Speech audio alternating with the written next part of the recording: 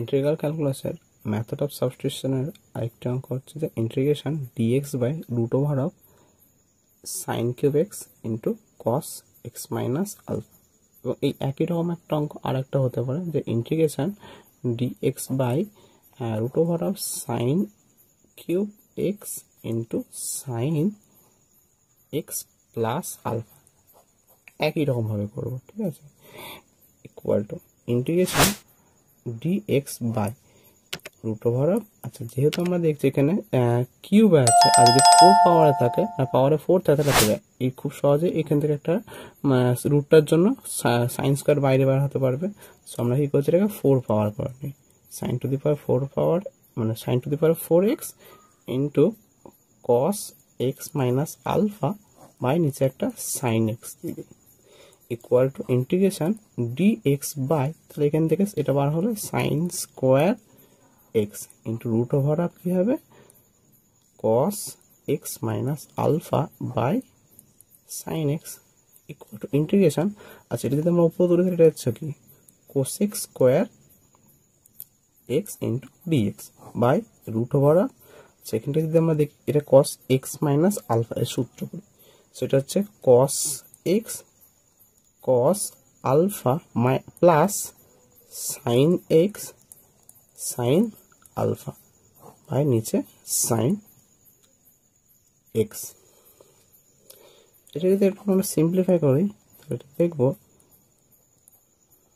যে root over of, আচ্ছা এই কসকে যখন আমি সাইন দিয়ে ভাগ করবো তাহলে এটা হবে কি cot x into cos alpha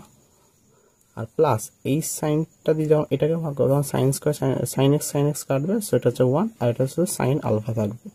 sine alpha. এবার আমরা কি করব সাবস্টিটিউশন করার জন্য আমরা এই নিচের রাশিটাকে টোটালটাকে আমরা জেড ধরে নিই, কারণ এখানে ধ্রুবক এর ডেরিভেটিভ 0 আর এটা তো ধ্রুবক, এটা বাদ দিলাম তাহলে আমার এখানে কট থাকবে আর কটের ডেরিভেটিভে কি করলে কোসেক চলে আসবে। সো আমি ধরি cot x cos alpha plus sine alpha equal to z. এবার সুতরাং তাহলে আমরা ডেরিভেটিভ করি বা ডিফারেন্সিয়াল বার করে দেয়। সো এবার এটা কট এক্স এর ডেরিভেটিভ হচ্ছে মাইনাস কোসেক এক্স আর এটা ধ্রুবক তাহলে কস আলফা ধ্রুবক into dx because of sine আলফাটা ধ্রুবক যে কারণে এটা 0 ইকুয়াল টু এটা ডি জেড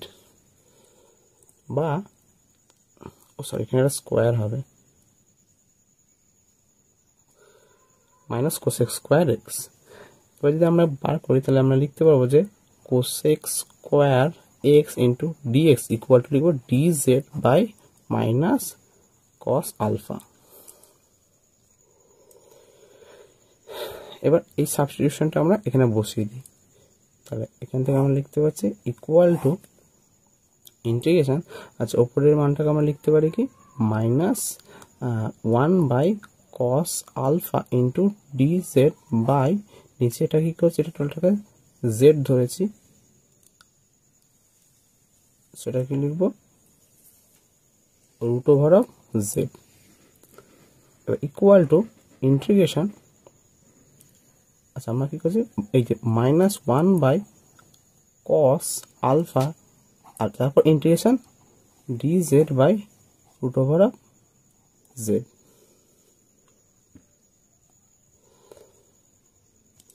এবার equal to minus 1 by cos alpha into integration, এটা যদি আমরা উপরে তুলতে এটা হচ্ছে sorry Z to the power minus 1/2 into D Z. এবার আমরা এখানে এই ইন্টিগ্রেশনটা করবো, so equal to minus 1 by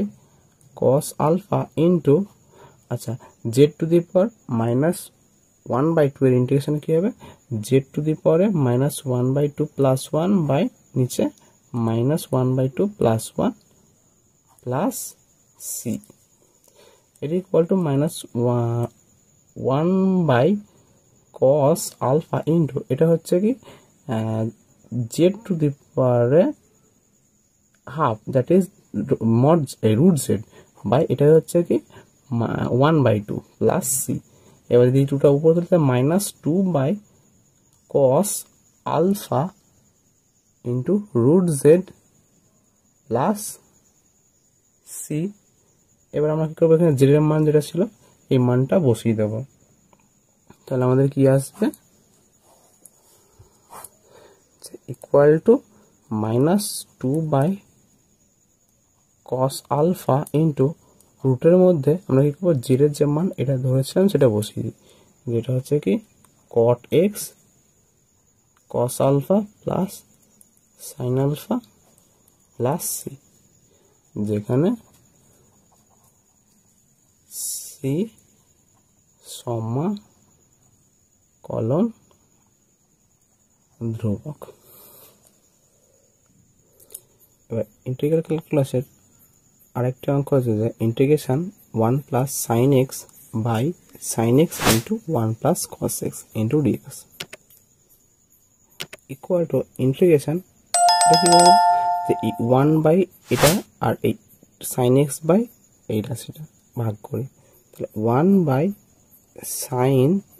x into 1 plus cos x into dx plus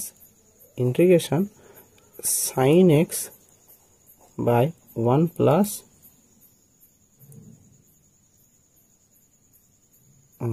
cos x into আর এই যে sin x টা পাশে রাখছি into dx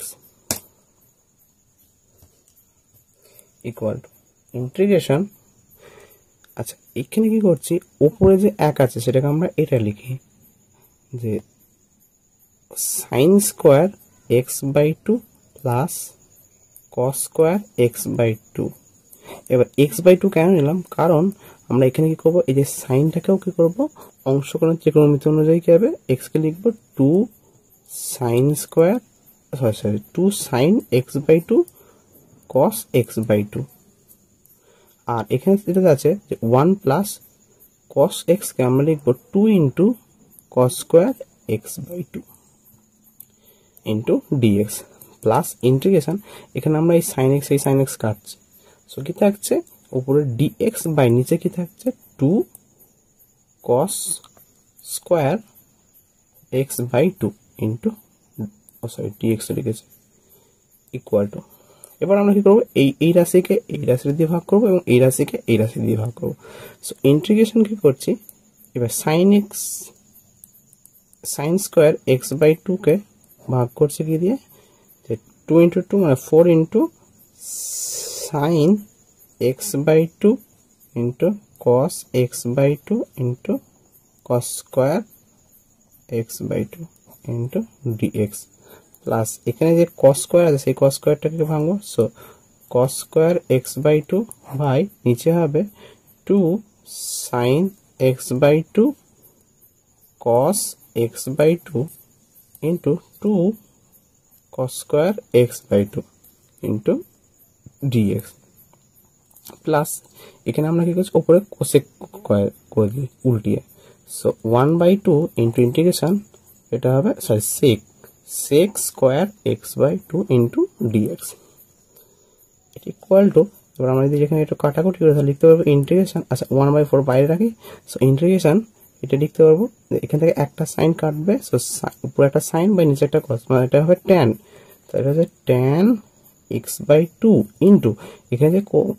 কসটা থাকছে মানে কস স্কোয়ার থাকছে সেটাকে আমরা লিখতে পারবো sec square x by two into d x plus এখানে কি করছি এই রাশিটার সাথে এই রাশিটা কাটছে, সো থাকছে এটা কি,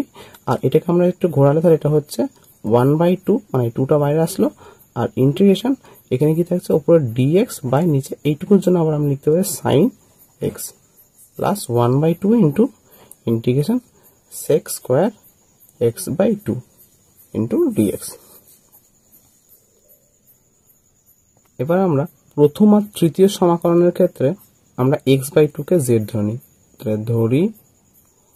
x/2 ইকুয়াল টু জেড, সুতরাং dx ইকুয়াল টু কি হবে 2dz। এবার এগুলোকে আমরা সাবস্টিটিউট করি, ইকুয়াল টু